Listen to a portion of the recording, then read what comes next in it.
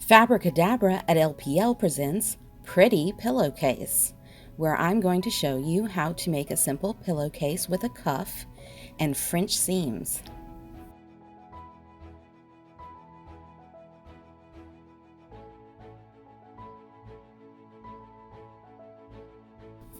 First, we need 3/4 of a yard of fabric for the pillowcase.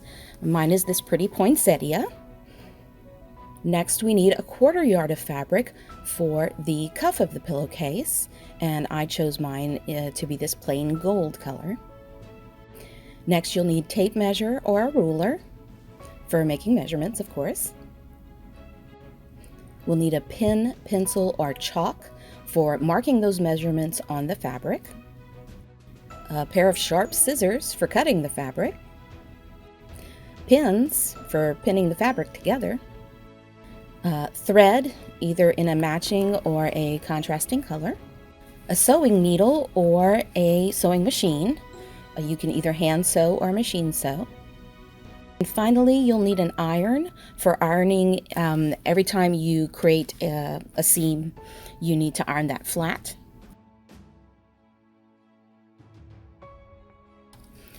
After gathering all the supplies, you're going to want to cut first the cuff fabric into 41 by 9-inch strip.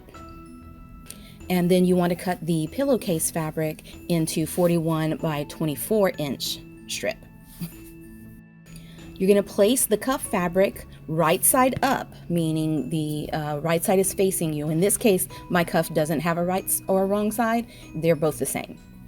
You're going to place that down onto your table, and then you're going to put the case fabric the right side down, meaning the pattern side is going to be facing down onto the cuff fabric.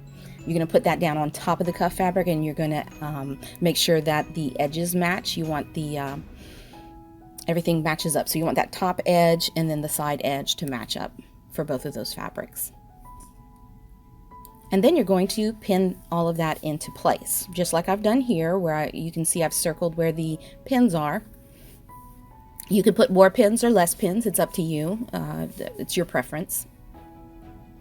Okay, once the pinning's done, you want to roll just the case fabric, not the cuff fabric, but from the bottom, you want to roll the case fabric up towards the top edge. Okay, and then you're going to pull the bottom edge of the cuff fabric up also to that top edge. So you're going to be creating this little burrito, a burrito of fabric. And then you want to pin that in place through all 3 fabrics, but not the roll. Make sure your roll stops before you get to where you're going to put your pins. Now, once you've done that, you're going to sew a 1/2-inch seam across the pinned edge of the burrito.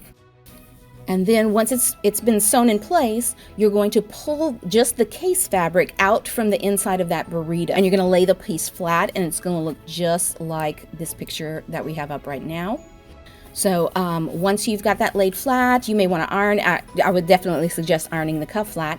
And then fold your entire piece in half, so the 2 short edges meeting. And so that the right sides are facing out, or the pattern side is facing out, just like in this picture. Next, you're going to want to sew a 1/4 inch seam around the side and bottom open edges. So the place where, not where the fold is, you want to do the opposite side of the fold, and then not where the cuff is, you want to do the bottom from the opposite side from the cuff side. So you're going to sew those.